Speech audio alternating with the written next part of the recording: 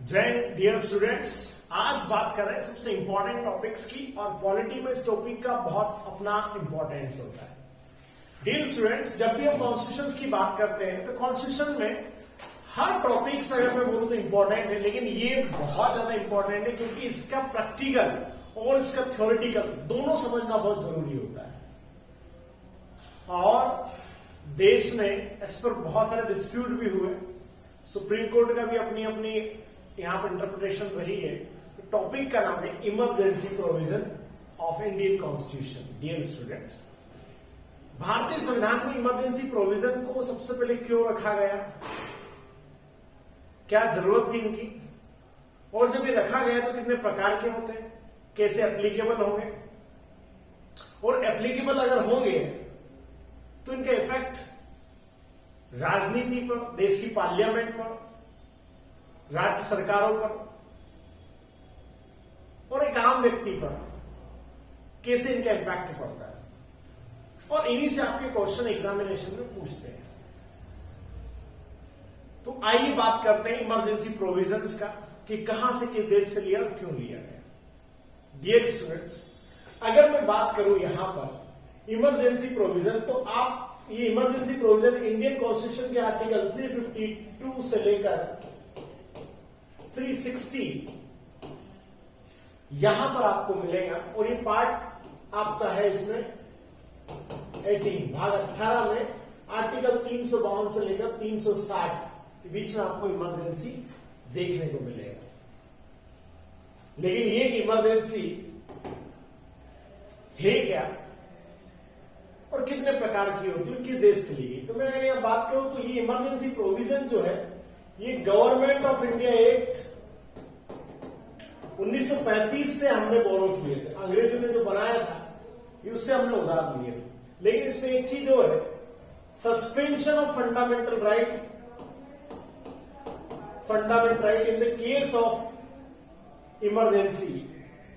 वो जो है कि हम इमरजेंसी के समय भी फंडामेंटल राइट को सस्पेंड करते हैं, तो वो प्रोविजन लिया गया जर्मनी से। और जर्मनी का जो कॉन्स्टिट्यूशन है उसका नाम है वीमर कॉन्स्टिट्यूशन। डियर स्टूडेंट, याद रखना, वीमर कॉन्स्टिट्यूशन जर्मनी से हमने क्या प्रोविजन लिया है, suspension of fundamental right in the case of emergency. And सिर्फ ओनली इमरजेंसी प्रोविजन ये हमने लिया गवर्नमेंट ऑफ इंडिया 1935 से। क्लियर है? ठीक है डियर स्टूडेंट्स, तो बात करते हैं इमरजेंसी की जरूरत आखिर देश में क्यों रही है। ये पूरा मैं आपको समझाते हुए चलूंगा और इसमें हम समझते हुए भी चलेंगे।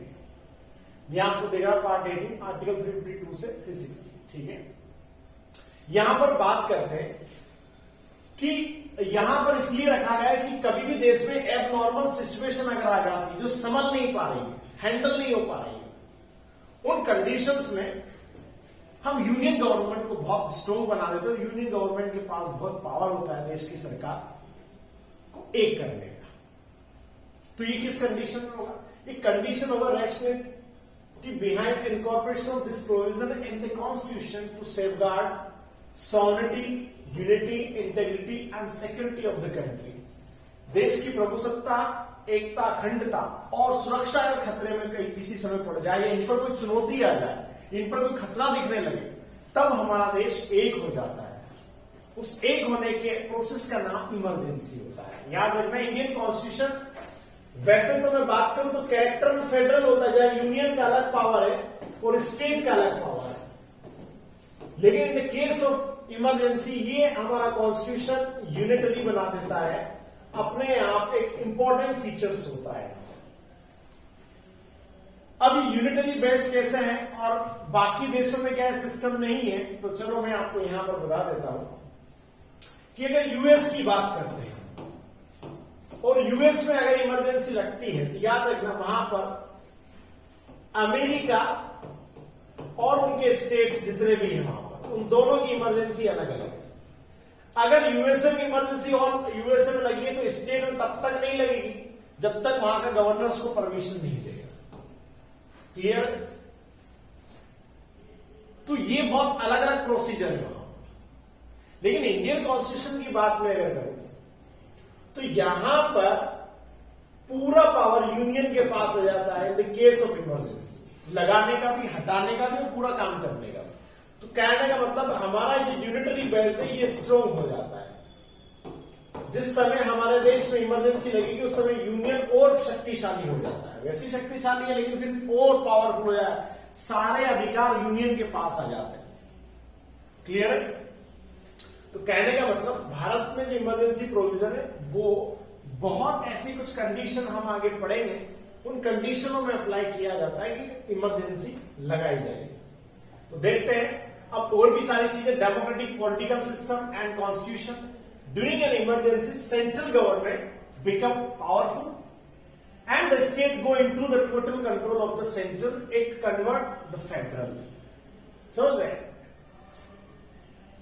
अगर हम बात करें तो पूरी शक्ति किसके पास आ जाती है? यूनियन के पास आ जाती है। वैसे अगर हम बात करें तो राज्य के अपने सीएम होते हैं और वो अपनी सरकार चलाते हैं, सब कुछ मैनेज करें। जिस समय इमरजेंसी लग जाएगी उस समय वो यूनियन के गाइडेंस पर काम करते हैं और कहीं कहीं के ऊपर तो उनको डिसॉल्व भी किया जा सकता है, यानी कि उनको हटा भी दिया जाएगा, सस्पेंड भी किया जा सकता है। तो वो सारा प्रोविजन देखेंगे और हम किस इमरजेंसी की बात कर रहे हैं वो भी हम आगे देखेंगे। तो सबसे इंपॉर्टेंट चीज है भारत के संविधान में जो पहली इमरजेंसी है, वैसे तो मैं अगर आपको बता दूं यहां पर मोटे तौर पर, तो भारत में 3 तरह की इमरजेंसी है। आर्टिकल 352 है, इसको बोलेंगे हम नेशनल इमरजेंसी, राष्ट्रीय आपातकाल इसको कहा जाता है। अगर आर्टिकल 358 के बिहाफ पर राष्ट्रपति ने कोई एप्लीकेबल किया है तो नेशनल इमरजेंसी की राष्ट्रीय आपातकाल होता है। और ये 3 कंडीशन में देश में लगता है: war, external aggression and armed rebellion.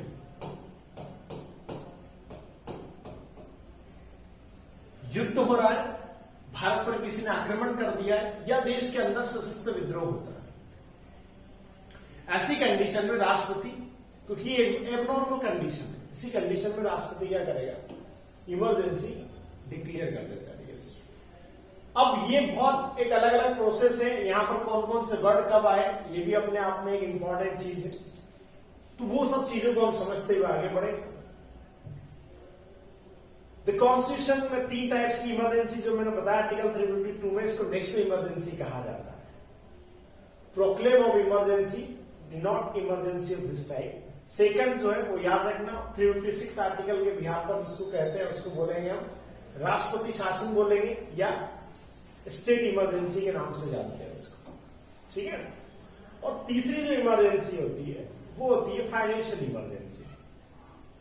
तो मैं जो टॉपिक अभी आपको फोकस करूंगा सिर्फ नेशनल इमरजेंसी पे रखूंगा, बात मैं आपको मैं स्टेट और दोनों बताऊंगा। तो पहला जो टॉपिक है आपको याद रखना, नेशनल इमरजेंसी बात करें, ये सारे आर्टिकल है। 352 में प्रोक्लेम ऑफ इमरजेंसी है, 353 में effect of proclamation of emergency, इनका क्या प्रभाव होगा जब इमरजेंसी लगेगी।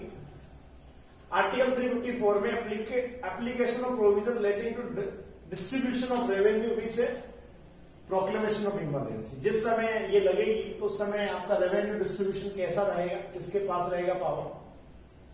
और duty of the union protect state against external aggression and internal.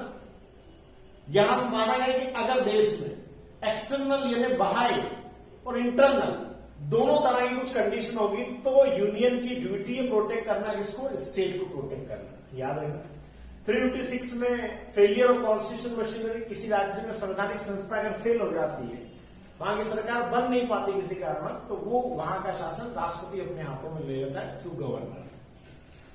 आगे आता है 356 में exercise of legislative under proclamation issued under article 356 में जो होता है वो यहां दे रखा है कि क्या पावर किसके पास रहेंगे।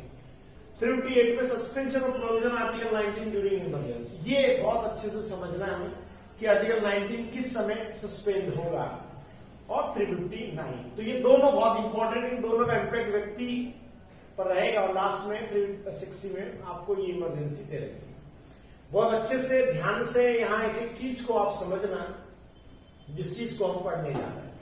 नेशनल इमरजेंसी का ग्राउंड क्या है, किस आधार पर डिक्लेयर करेंगे नेशनल इमरजेंसी? सबसे इंपॉर्टेंट चीज डिक्लेयर करने वाला है प्रेसिडेंट। बिल्कुल सही बात है। तो national emergency when security of India part and its threatened by war, external aggression and armed rebellion. ये 3 वर्ड आपको याद रखना है। पहला है युद्ध, दूसरा है बाह्य आक्रमण और तीसरा है आर्मड रिबेलियन। ये 3 वर्ड के आधार पर ही सिर्फ नेशनल इमरजेंसी भारत में लागू होती है, याद रखना। अब इसमें हम एक चीज देखेंगे कि पहले वर्ड नहीं था, इनकी जगह कौन से वर्ड थे, लेकिन अब आपको याद रखना है कि ये आधार पर ही सिर्फ इमरजेंसी डिक्लेयर होगी। It may noted that the president can declare national emergency even before the actual occurrence of war and external aggression or armed rebellion.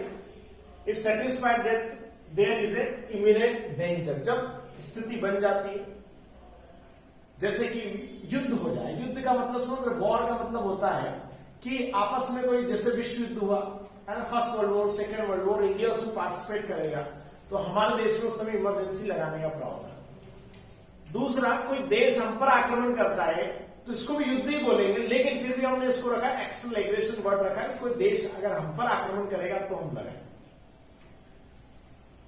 तीसरा है आर्मड रिबेलियन, देश में सशस्त्र विद्रोह हो जाए, हथियारों के आधार पर सेनाओं में विद्रोह छिड़ जाए, या पूरे देश में हथियारों के आधार पर लड़ाई या दंगे छिड़ जाए और पूरा कोई कंट्रोल नहीं हो पाएगा, तो फिर यूनियन उस समय स्ट्रॉन्ग हो जाता है और सारा पावर उसके पास चला जाएगा। ये 3 वर्ड अपने आप में बहुत कुछ कहते हैं, आपको याद रखना तीनों वर्ड के बारे में।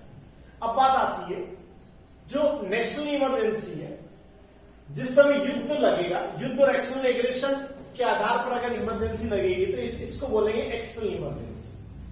एक्सटर्नल का मतलब होता है बाह्य आपातकाल।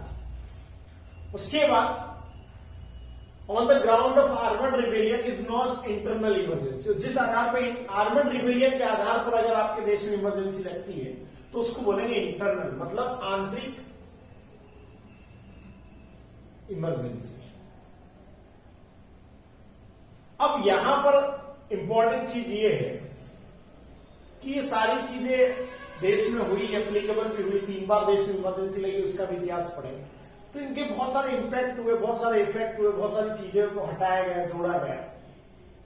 तो यहां पर एक चीज आई है, ए प्रोक्लेमेशन नेशनल इमरजेंसी में be applicable to the entire country, only a part of it. ये पूरे देश में किसी एक भाग में लग सकती है। Second 42nd amendment act 1976, the president limit the operation of national emergency specified part of India।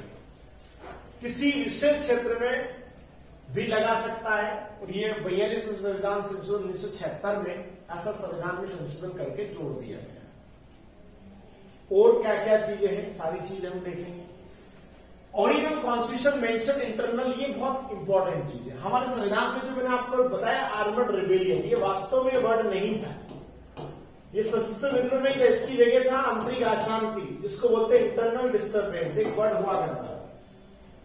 तो ये वास्तव में क्या था, इसकी डेफिनेशन सही नहीं थी। इंटरनल आंतरिक अशांति किस प्रकार की अशांति, तो इसमें बहुत सारा के संशय भी थे, डाउट भी थे, क्योंकि एक बार इमरजेंसी देश में इसी आधार पर लगी है, तो ये भी एक बड़ी प्रॉब्लम थी यहाँ। तो हमारे कॉन्स्टिट्यूशन जो सरकार थी उन्होंने सोचा कि नहीं, ये वर्ड हटना चाहिए, इसलिए दूसरा आना चाहिए, तो फिर वो वर्ड आपका आया था आर्मड रिबेलियन। और ये कब आया था, याद रखना आपको, ये आया था 44 अमेंडमेंट 1978, क्योंकि आपको पता है 77 में चुनाव हुए थे, इंदिरा गांधी की सरकार चली गई थी, जनता सरकार जब आई तो उन्होंने बोला नहीं, तो उन्होंने एक वर्ड यूज किया कि ये रखना पड़ेगा। तब से ये आपको याद रखना कि इंटरनल डिस्टर्बेंस अभी नहीं है, उसकी जगह आर्मड रिबेलियन है। क्लियर है? और हम सारी चीजें आगे समझते हुए चले। द प्रेसिडेंट और can proclaim national emergency only after receiving return recommendation from the cabinet. जब तक पूरी कैबिनेट आप जानते हैं कि प्रधानमंत्री और उसके जो इंपॉर्टेंट मिनिस्ट्रीज होती है, जो देश के बड़े इंपॉर्टेंट मुद्दों पर जो डिसीजन लेते हैं, वो कैबिनेट कहा जाता है। और जब तक कैबिनेट का रिटर्न लेटर नहीं होगा तब तक राष्ट्रपति इमरजेंसी जारी नहीं करेगा, डिक्लेयर नहीं करेगा। लेकिन क्या वास्तव में ओरिजिनल संविधान में ऐसी व्यवस्था थी क्या, तो देखेंगे बिल्कुल नहीं थी। पहले सिर्फ अगर प्राइम मिनिस्टर प्रेसिडेंट को रिकमेंड कर देता था तो राष्ट्रपति लगा देता उसको, और ऐसा ही देश में लगभग 3 इमरजेंसियों में यही हुआ था। तो कहीं कहीं पर जब थर्ड इमरजेंसी लगी तो इसमें देखा गया कि नहीं, ये तो पूरी डेमोक्रेसी का मिसयूज हो रहा है। तो उन्होंने बोला कि प्रधानमंत्री का रिटर्न के साथ साथ आपको पूरी कैबिनेट का रिटर्न लेटर देना पड़ेगा जिसमें सबके साइन होना चाहिए, तब आप लगाओ। तो री अमेंडमेंट करना पड़ा, 44 अमेंडमेंट 1978, याद रखना। तो ये एक चीज हटा दी गई कि ओनली प्रेसिडेंट जो है वो जो प्राइम मिनिस्टर जो बोलेगा उसके कहने से यहां पर नहीं होगी। अगर प्रधानमंत्री राष्ट्रपति को बोला कि आप इमरजेंसी डिक्लेयर कर दीजिए तो नहीं होगा ये, क्योंकि ये अमेंडमेंट हो चुका है। 44 अमेंडमेंट 1978 में अमेंडमेंट कर दिया गया। क्लियर है? अब ये जो चीजें मैं बताता चल रहा हूं ये आपको याद रखना है, ऐसा हो चुका है। अब हुआ क्या था, 38 अमेंडमेंट 1975 के पहले सरकार क्या कर दिया था, national emergency immune from judicial review. Immune का मतलब होता है आप सुप्रीम कोर्ट में इसके खिलाफ याचिका नहीं लगा सकते। अगर सरकार ने इमरजेंसी लगाई है तो आप सुप्रीम कोर्ट में इस केस को चुनौती नहीं दे सकते कि किस आधार पर लगाई, क्यों लगाई। ये अमेंडमेंट कर दिया पार्लियामेंट में। आप सोचिए फिर क्या हुआ था, बाद में इसको क्या किया, प्रोविजन को डिलीट किया गया। 44 अमेंडमेंट 1978। आपको दो चीज याद रखना था, 48 का अपोजिट 44 याद है। बहुत सारी चीज जो ऐड की गई थी यहां पर हटा दी गई थी। क्लियर है? यहां पर ये सारी चीजें इंडियन कॉन्स्टिट्यूशन में सारी चीजों को रखा गया। अब बाद में सुप्रीम कोर्ट ने क्या बोला, तो मिनर्वा मिल केस 1980 में ये बात बोली गई। Supreme court had that proclamation of national emergency can be challenged in a court on the ground of Mela FIDE that of declaration was based on wholly extraneous irrelevant fact observed in progress। अगर ये बोला गया है कि बिल्कुल supreme court में challenge होगा, उन्होंने मिनर्वा मिल केस आपको याद रखना है 1980 में जब सुप्रीम कोर्ट ने बोला, और ये बोला वहां पर स्पष्ट बोला उन्होंने, अगर आपने इमरजेंसी जो 3 वर्ड है उनके अतिरिक्त अगर आपने लगाई है और आपकी जो सोच है राजनीतिक गंदी सोच के आधार पे आपने लगाया है, आपका कोई राजनीतिक उसमें साजिश हो, ऐसा कुछ अगर है, मेलाडिफाइड ऑफ द डिक्लेरेशन वाज, ऐसा सब कुछ दे रखा हो, अगर इस आधार पे है तो बिल्कुल इमरजेंसी को जुडिशियल रिव्यू किया जाएगा। और सुप्रीम कोर्ट ने बोला आपको हटाना पड़ेगी तो हटाना पड़ेगा। तो ये मिसयूज रोकने के लिए कोई व्यक्ति अपने आप को डिक्टेटर ना समझे, इस देश में डेमोक्रेटिक कंट्री है, आपको जो सही है उसी के हिसाब से चलना पड़ेगा, अपने हिसाब से नहीं कि आप बहुत कुछ संविधान में चेंज कर दो। तो ऐसा करने की कोशिश की गई, इसलिए बहुत कुछ चीजें यहां पर जो है वो रुक गई और बहुत सारी चीजें चेंज होती है। एक एक चीज पर ध्यान दें। अब बात करते हैं पार्लियामेंट्री अप्रूवल एंड ड्यूरेशन। कितने दिन में अप्रूवल लेना होगा, क्या करना होगा, तो आइए देखते हैं। Proclamation must be approve by both house of parliament with in 1 month. ये चीज याद रखना पड़ेगी। 1 महीने के अंदर आपको दोनों हाउस से अप्रूवल लेना है।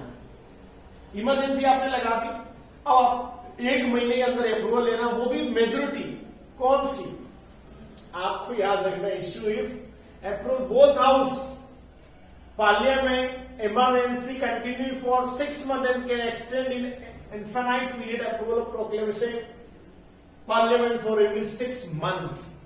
आपको 2/3 मेजोरिटी से परमिशन लेना होगा और 2/3 मेजोरिटी से परमिशन लेने के बाद आपको हर 6 महीनों में पार्लियामेंट से अप्रूवल कराना होगा, हर 6 महीनों में।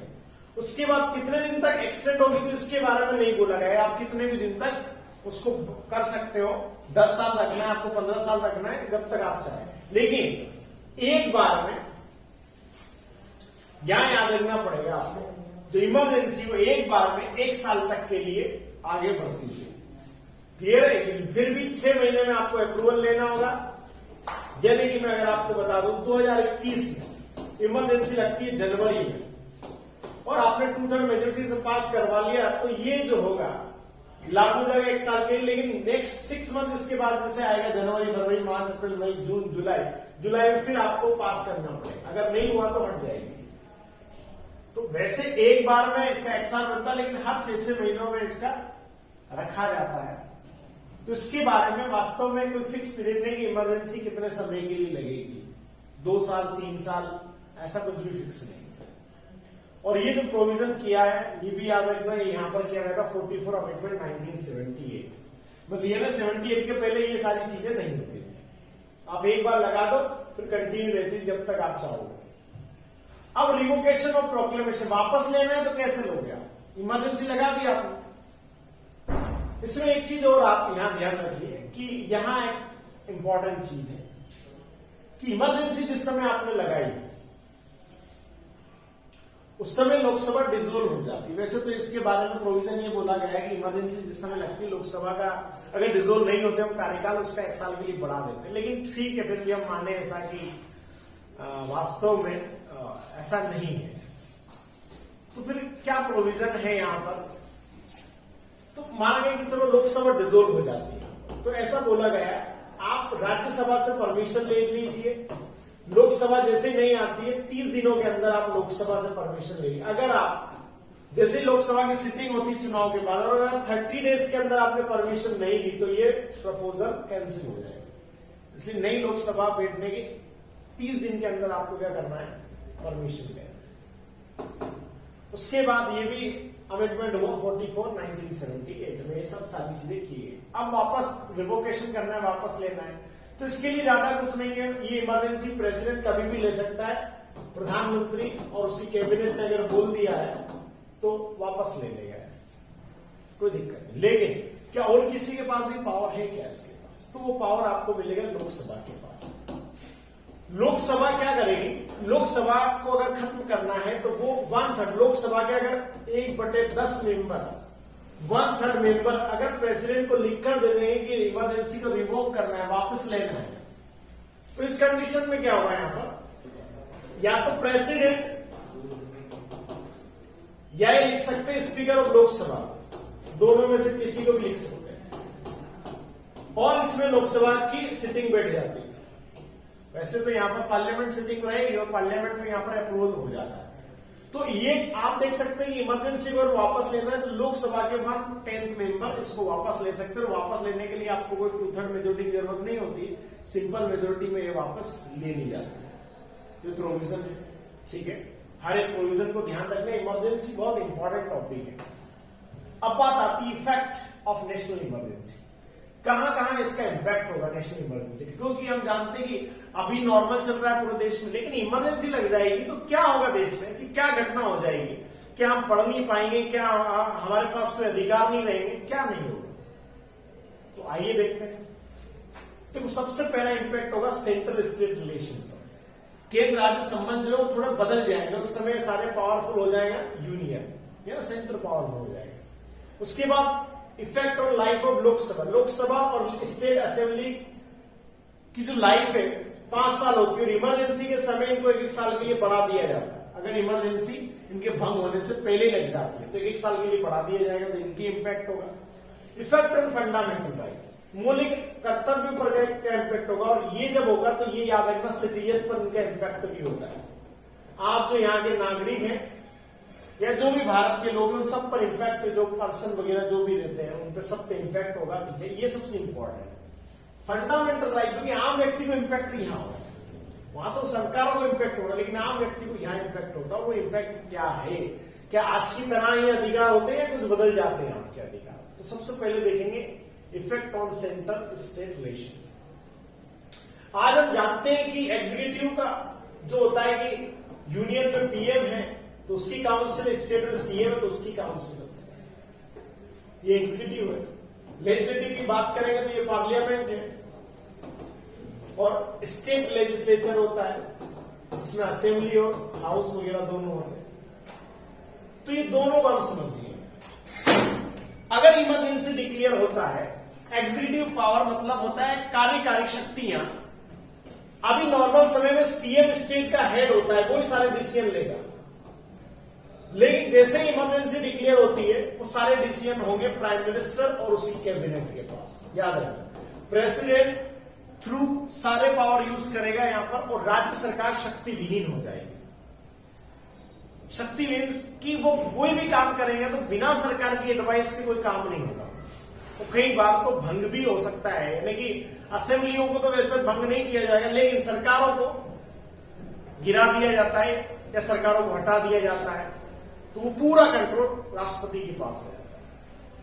लेकिन अगर है तो भी उनके पास पावर नहीं रहेंगे, वो सारा काम जो करेंगे वो सरकार के गाइडेंस पर ही करेंगे, यानी यूनियन जो बोलेगा वो करना पड़ेगा। या तक कि अपॉइंटमेंट ट्रांसफर ये भी उनके हाथों में नहीं है भाई, ये सारा काम यूनियन के पास आ जाएगा। दूसरा लेजिस्लेटिव, अब आप जानते हैं पार्लियामेंट देश का कानून बनाती तो स्टेट अपना कानून बनाता, दोनों हाउस में मेकिंग लॉ प्रोसेस है। अब लॉ प्रोसेस अगर आप कोई कानून बना रहे हैं तो उस कानून की प्रियर आपको परमिशन लेना पड़ेगी पार्लियामेंट से या राष्ट्रपति से। आप यहां से परमिशन लेने के बाद ही सब्जेक्ट पर कानून बनाओगे, अन्यथा नहीं बना सकते। तो ये भी पावर नहीं है उनके पास। तीसरा है फाइनेंशियल पावर, पैसे संबंधित आपको पता है, तो जितना भी आपके स्टेट में मनी बिल होता है, आप बनाने जा रहे हैं किसी योजना में, वो सारे पावर यूनियन के पास चले जाएंगे और यूनियन चाहेगा तो आपको उस पर कानून बना देगा या रोक लेगा।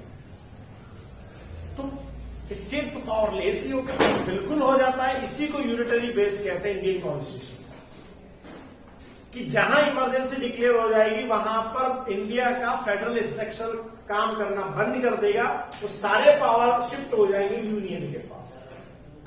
तो कहीं ना कहीं स्टेट पावरलेस हो जाता है, बिल्कुल यही रखा गया है। ये इसलिए रखा है कि देश की एकता और अखंडता बनी रहे, सोनिटी बनी रहे, यूनिटी एंड इंटीग्रिटी बनी रहे, सिक्योरिटी ऑफ द नेशन सही रहे, कोई तोड़ नहीं सकता उसको। ये सब चीजों के लिए यूनियन को क्या बनाया गया, स्ट्रॉन्ग बनाया। लेकिन सोचने वाली बात है, अगर यूनियन गलत मंसूबों से अगर ये लगाती है तो ये फिर गलत है, और इसलिए रोकने के लिए सुप्रीम कोर्ट के इनके अपने अपने डिसीजन थे और संविधान में इनको बदला गया। तो अगर देखेंगे 75 के बाद लगभग देश में आज 45 साल हो गए, 75 के बाद 2021, तो अभी तक तो ऐसा कुछ नहीं लगा, कभी जरूरत ही नहीं है।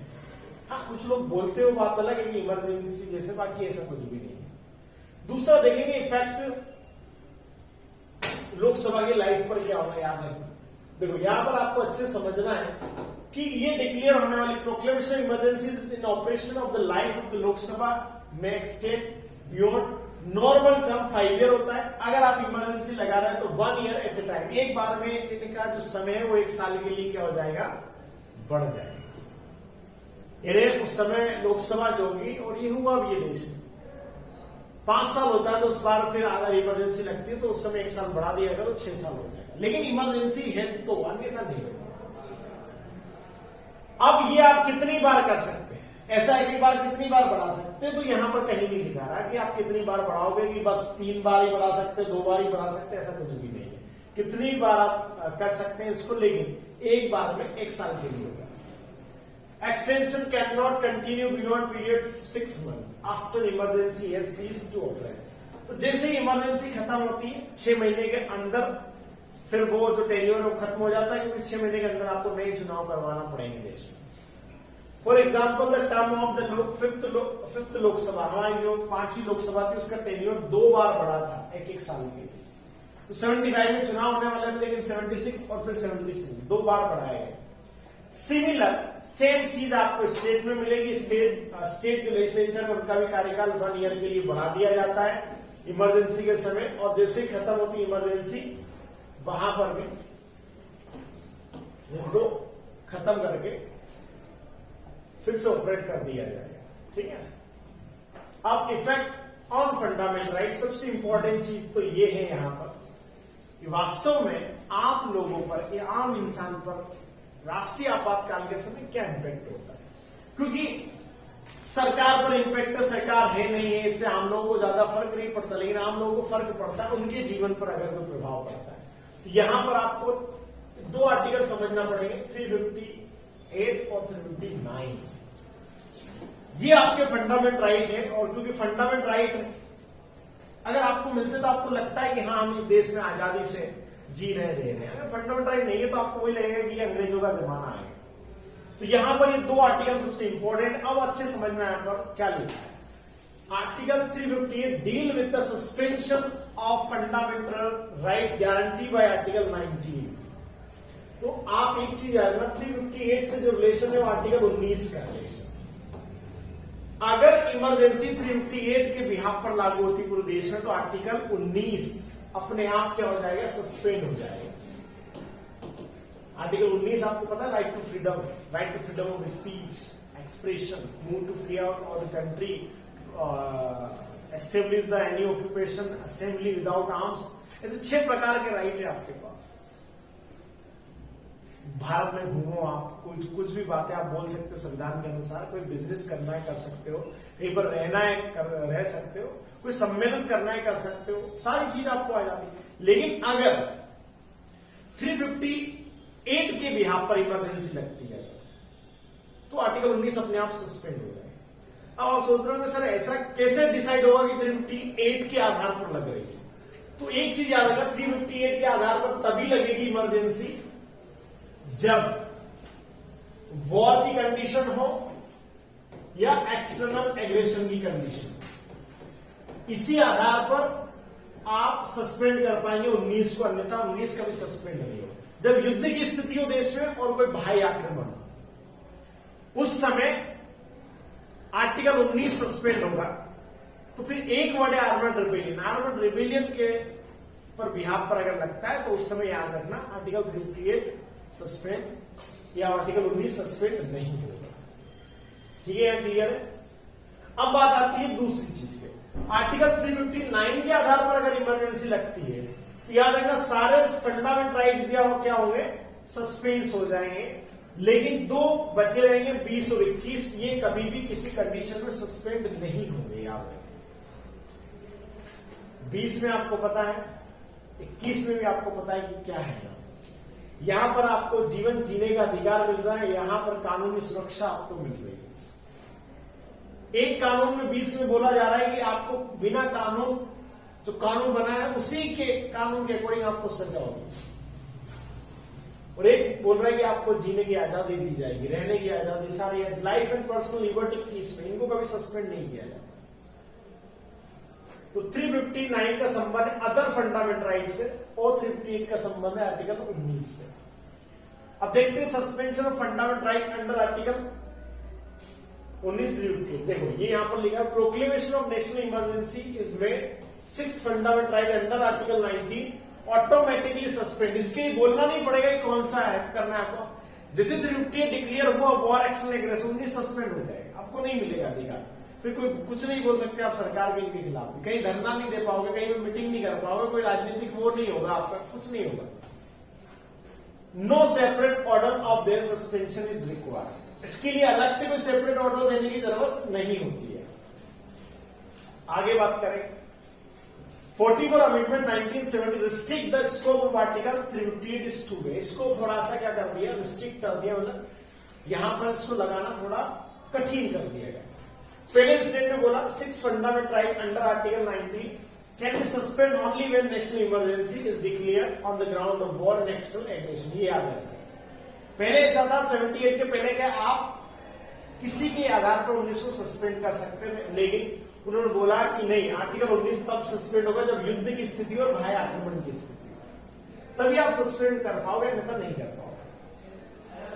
आगे सेकंड दे रखा है इसमें, only those law which are related with the emergency are operate from big challenge and do not other law. याद रखना है इसमें बोला गया है रिलेटेड टू इमरजेंसी और कानून से संबंधित किसी भी मामले में आप सुप्रीम कोर्ट में, यहां पर लिखा रहा है challenge and not other law. आप यहां पर स्पष्ट इस बात को बोल दिया गया है कि आर्टिकल 19 के बिहाफ पर आप यहां पर क्या चैलेंज करोगे या नहीं करोगे। तो यहां बोला किसी भी कानून के आधार पर यहां पर चैलेंज नहीं होगा। The executive action taken only under such a law is protected. यहां पर सारी एक्शन कानून को प्रोटेक्ट करेगी और कानून इसी के आधार पर बनाए जाएंगे। अब बात आ रही 358 के बिहाफ पर। तो यहां पर बोला गया president to suspend the right to move any court for the enforcement of fundamental right under during emergency. अधिकार 358 fundamental right as such are not suspend but only their enforcement. Word यहां पर आया सस्पेंड और enforcement. तो कभी भी याद रखना 358 के बिहाफ पर अगर नेशनल इमरजेंसी लगती है तो आर्टिकल सस्पेंड नहीं होगा, इन्फोर्स होते हैं। और इन्फोर्समेंट जो होगा वो डिसाइड होगा कि कौन सा आर्टिकल कर रहे हैं प्रेसिडेंट, 25 कर रहे हैं, 30 कर रहे हैं, 32 कर रहे हैं, कौन सा कर रहे हैं, ये बताना होगा आपको या मेंशन करना होगा। 358 में कभी मेंशन नहीं होगा, अपने आप 19 ही सस्पेंड हो जाएगा। यह मेंशन करना होता है कौन किस आर्टिकल को प्रेसिडेंट रख रहे हैं, किनको सस्पेंड करना है। क्लियर है?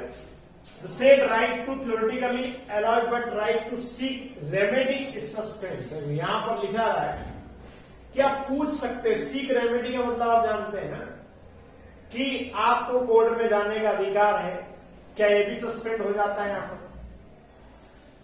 आगे देखते हैं, suspension of enforcement related to only those fundamental right that are specified in the president. तो राष्ट्रपति जिन जिन को स्पेसिफाई करेगा वही सस्पेंड होगा। The suspension could be for period during the operation of emergency for a short period mentioned in the order, and the suspension of order may extend to the whole or any part of country। यहाँ पर mention करना होगा कि आप emergency लगा रहे तो कितने दिनों के लिए आप फंडामेंटल राइट, जो अदर फंडामेंटल राइट 359 के अकॉर्डिंग सस्पेंड कर रहे हैं।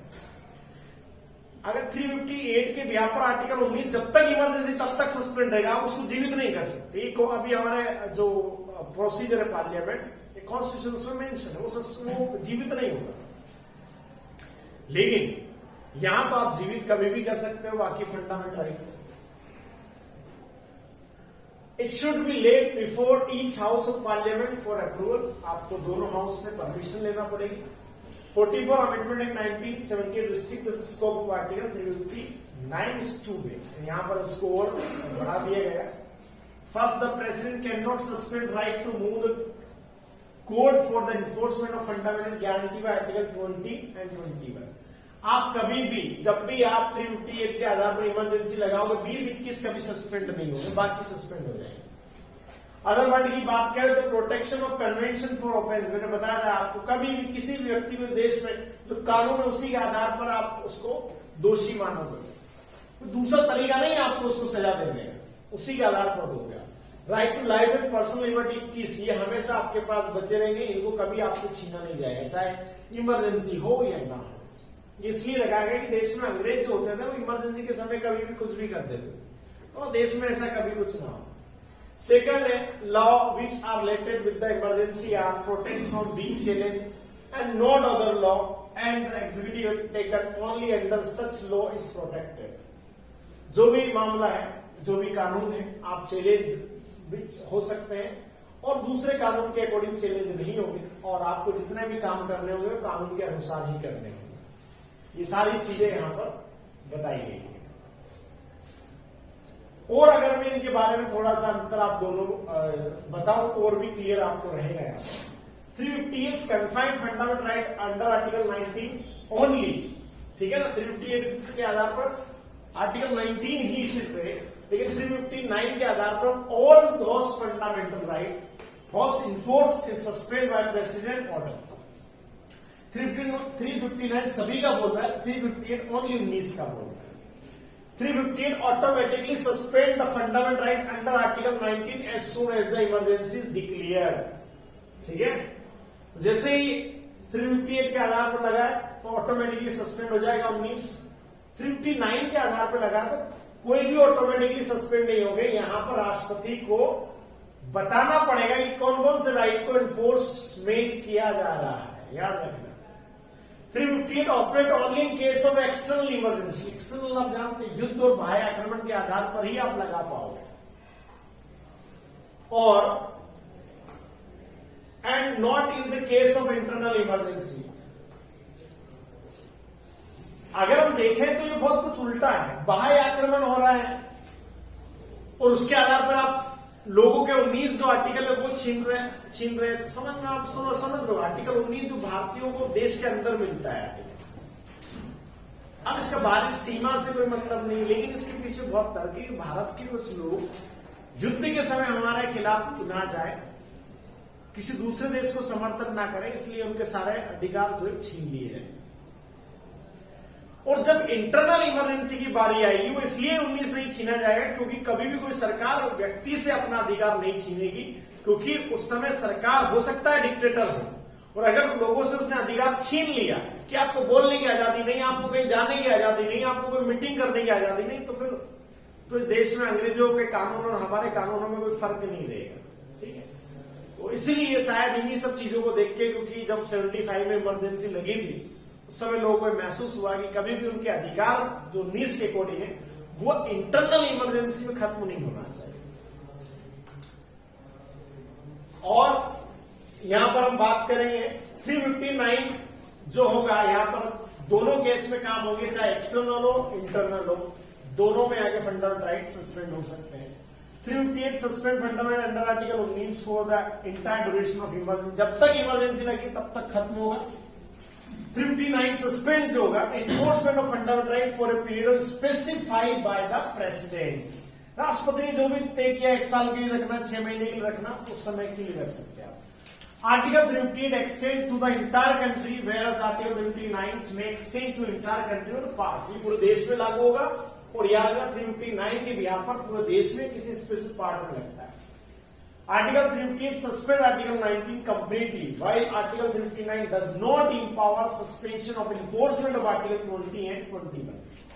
358 के बिहार पर 19 पूर्णतः सस्पेंड होता है, 359 के बिहार पर 20-21 कभी भी सस्पेंड नहीं होंगे, बाकी हो जाएंगे। अब बात करेंगे ऐसा देश में कब हुआ और कब इमरजेंसी देश में लगती है। तो आइए, देश में इमरजेंसी 3 बार लगी, कब कब लगी है? 1962, 1971 और 1975, है ना। 20 साल के अंदर 3 बार ऐसा देखने को मिल रहा है कि इमरजेंसी लग रही है। कारण हम देखेंगे। आपको पता है कि जो फर्स्ट इंसेंस हुआ था वो हुआ था, चाइना का अटैक हुआ था अक्टूबर में, और ये हमने लगाया था नेफा। नेफा आप जानते हैं, अरुणाचल प्रदेश को उस समय नॉर्थ ईस्ट फ्रंटियर एजेंसी के नाम से जाना जाता था। ये बहुत लंबे समय तक लगा रहा, आप देखोगे जनवरी 1968 तक लगा रहा। 62 में युद्ध हुआ, 68 तक लगाया हमने। ऐसा क्या कारण था कि 6 साल रखा? तो यहाँ पे आपको पता होना चाहिए 65 में हमें पाकिस्तान से युद्ध हो गया था हमारा, तो इसलिए अलग से हमें इमरजेंसी लगाने की जरूरत नहीं पड़ी। तो पहली टाइम चाइना के समय लगा था, उसके बाद ये लिखा रहा है कि हमें लगाने की जरूरत नहीं पड़ी। सेकेंड टाइम जो हमें जरूरत पड़ी थी वो थी दिसंबर 1971 में। आप जानते हैं विजय दिवस हम इसी की आपने बनाते हैं कि यहां पर हमने पाकिस्तान के 2 टुकड़े किए तो बांग्लादेश को एक अलग देश बनाया था। 15 दिसंबर आपको पता है, और यहां पर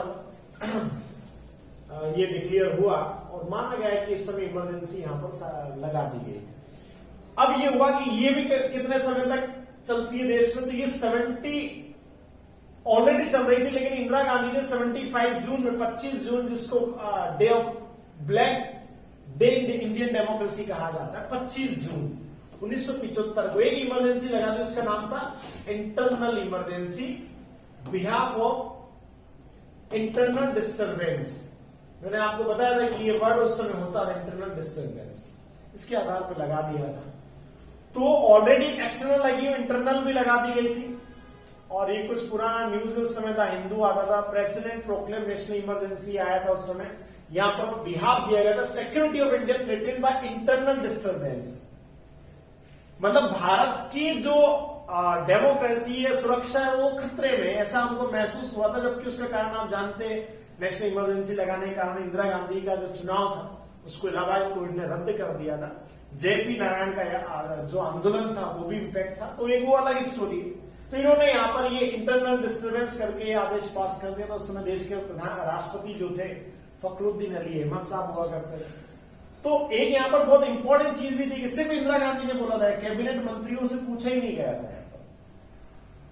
अब हुआ ये कि यहां पर जब ये 3rd प्रोक्लेमेशन हुआ on the ground of internal disturbance, तो यहां पर बाद में इस वर्ड को हटाया और दोनों इमरजेंसी मैंने बोला कि 71 में जो लगी और 75, दोनों को बाद में 77 में वापस लिया गया। और यहां पर बहुत सारी चीजें उसके बाद चेंज की गई। कांग्रेस, इंदिरा गांधी जहां से चुनाव लड़ी वहां से भी हार जाती और नई पार्टी आती, जनता पार्टी, और उसके प्रधानमंत्री होते मोरारजी देसाई। फिर वो मैंने बोला था कि जो 42nd अमेंडमेंट इंदिरा गांधी ने किया था उसका अपोजिट 44 जो उन्होंने किया था, उनमें से बहुत सारी चीजें उन्होंने हटा दी, संविधान को स्ट्रॉन्ग कर दिया। सुप्रीम कोर्ट को अधिकार दे दिए और कहीं ना कहीं मजबूत एक आधार स्तंभ यहां पर बना। और आप देखते हैं कि इसके बाद 75 के बाद देश में कभी इमरजेंसी नहीं लग पाई। क्यों? क्योंकि अब इसको बहुत कठिन दौर से गुजरना होता है, 2/3 मेजोरिटी से गुजरना होता है, पूरी कैबिनेट की साइन चाहिए। और अगर आपने गलत लगाया है अपनी पॉलिटिकल बेस के आधार पर, तो कोर्ट में आप चेंज कर सकते हो। यहां पर बहुत सारी चीजें यहां पर बदल दी गई। तो ये नेशनल इमरजेंसी और ये बहुत इंपॉर्टेंट टॉपिक है आपका। यहां से क्वेश्चन जितने मैंने जो बताया सब पे बनेंगे और बहुत इंपॉर्टेंट आपको यहां पर ये पूरे लेक्चर सीरीज में मिलेगा। आपको कोई डाउट है तो आप कमेंट बॉक्स में जरूर लिखिए, वीडियो को लाइक कीजिए, शेयर कीजिए। तब तक के लिए हम नेक्स्ट में लेकर आऊंगा वीडियो जिसमें हम प्रेसिडेंट रूल को पढ़ेंगे और फाइनेंशियल इमरजेंसी को पढ़ेंगे। तब तक के लिए जय हिंद, वंदे मातरम।